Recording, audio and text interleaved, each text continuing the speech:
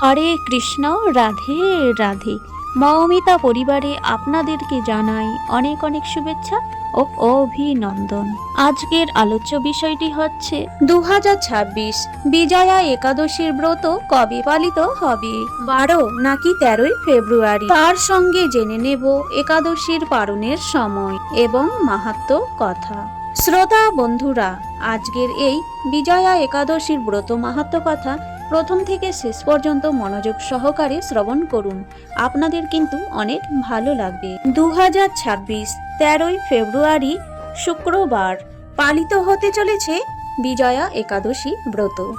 তাহলে চলুন বন্ধুরা, শুরু করা যাক বিজয়া একাদশীর ব্রত মাহাত্ম্য কথা। স্কন্দ পুরাণে এই একাদশীর মাহাত্ম্য এইভাবে বর্ণিত রয়েছে।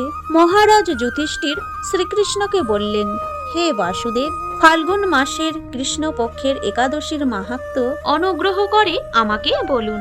শ্রীকৃষ্ণ বললেন, হে যুধিষ্ঠির, এই একাদশী বিজয়া একাদশী নামে পরিচিত।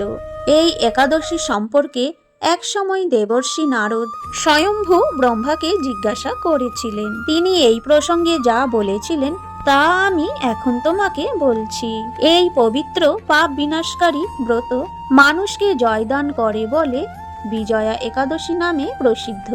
পুরাকালে শ্রী রামচন্দ্র 14 বছরের জন্য বনে গিয়েছিলেন। সীতা ও লক্ষ্মণের সঙ্গে তিনি পঞ্চবটী বনে বাস করতেন।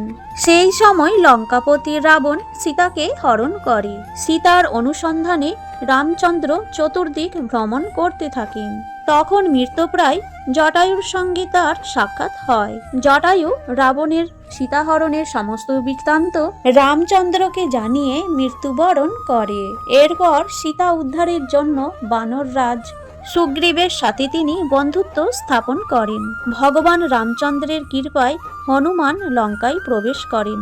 সেখানে অশোক বনে সীতা দেবীকে দর্শন করে প্রভু শ্রী রামের প্রদত্ত আংটি অর্পণ করেন।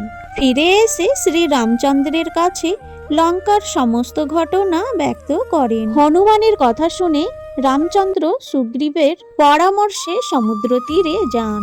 সেই দুস্তর সমুদ্র দেখে তিনি লক্ষ্মণকে বললেন, হে লক্ষ্মণ, কিভাবে এই অগাধ সমুদ্র পার হওয়া যায় তার কোনো উপায় খুঁজে পাচ্ছি না। উত্তরে লক্ষ্মণ বললেন, হে পুরুষোত্তম, সর্বজ্ঞাতা আদিদেব আপনি, আপনাকে আমি কি উপদেশ দেব? তবে বকদালভ্য নামে এক মুনি এই দ্বীপে বাস করেন। এখান থেকে 4 মাইল দূরে তার আশ্রম। হে রাঘব, আপনি সেই প্রাচীন ঋষি শ্রেষ্ঠকে জিজ্ঞাসা করুন। লক্ষ্মণের মনোরম কথা শুনে তারা সেই মহামুনির আশ্রমে উপনীত হলেন। ভগবান রামচন্দ্র ভক্তরাজ সেই মুনিকে প্রণাম করলেন। মুনিবর রামচন্দ্রকে পুরাণ পুরুষ বলে জানতে পারলেন। আনন্দ ভরে জিজ্ঞাসা করলেন, হে রামচন্দ্র, কি কারণে আপনি আমার কাছে এসেছেন তা কৃপা করে আমাকে বলুন। শ্রী রামচন্দ্র বললেন, হে মুনিবর, আপনার কৃপায় আমি সৈন্যসহ এই সমুদ্র তীরে উপস্থিত হয়েছি। রাক্ষসরাজের লঙ্কা বিজয় করাই আমাদের প্রধান উদ্দেশ্য। যাতে এই ভয়ঙ্কর সমুদ্র উত্তীর্ণ হতে পারি তার উপায় জানার জন্য আমরা আপনার কৃপা প্রার্থনা করি। মুনিবর প্রসন্ন চিত্তে পদ্মলোচন শ্রী রামচন্দ্রকে বললেন, হে রাম, আপনার অভীষ্ট সিদ্ধির জন্য যে শ্রেষ্ঠ ব্রত করণীয় আমি তা বলছি। ফাল্গুন মাসের কৃষ্ণপক্ষের বিজয়া নামক একাদশী ব্রত পালনে আপনি নিশ্চয় সৈন্যসহ সমুদ্র পার হতে পারবেন। এই ব্রতের বিধি শ্রবণ করুন। বিজয় লাভের জন্য দশমীর দিন সোনা, রূপা, তামা অথবা মাটির কলস সংগ্রহ করে তাতে জল ও আমপাতা দিয়ে সুগন্ধি চন্দনে সাজিয়ে তার ওপর সোনার নারায়ণ মূর্তি স্থাপন করবেন। একাদশীর দিন যথাবিধি প্রাতঃ স্নান করে কলসের গলায় মালা চন্দন পরিয়ে উপযুক্ত স্থানে নারকেল ও গুবাক দিয়ে পূজা করবেন।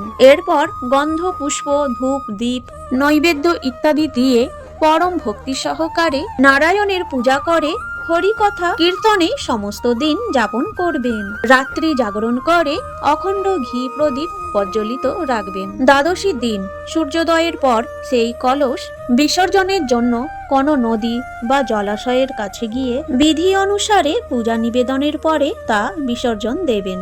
তারপর ওই মূর্তি বেদজ্ঞ ব্রাহ্মণকে দান করবেন। এই ব্রত প্রভাবে নিশ্চয়ই আপনার বিজয় লাভ হবে।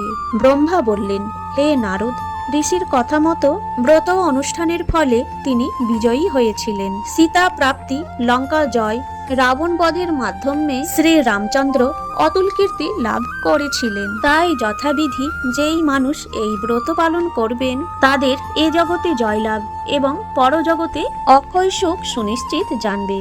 হে যুধিষ্ঠির, এই কারণেই এই বিজয়া একাদশীর ব্রত পালন অবশ্য কর্তব্য। এই ব্রত কথা শ্রবণ কীর্তন মাত্রে বাহ্যপেয় যজ্ঞের ফল লাভ হয়। হরে কৃষ্ণ। বিজয়া একাদশীর ব্রত কথা এখানেই শেষ হলো। এইবারে জেনে নেব পালনের সময়। একাদশীর পরের দিন সকাল 6:14 থেকে 9:56 মধ্যে। এই সময়ের মধ্যে সকলেই পালন করে নেবেন। সকলেই ভালো থাকবেন, সুস্থ থাকবেন।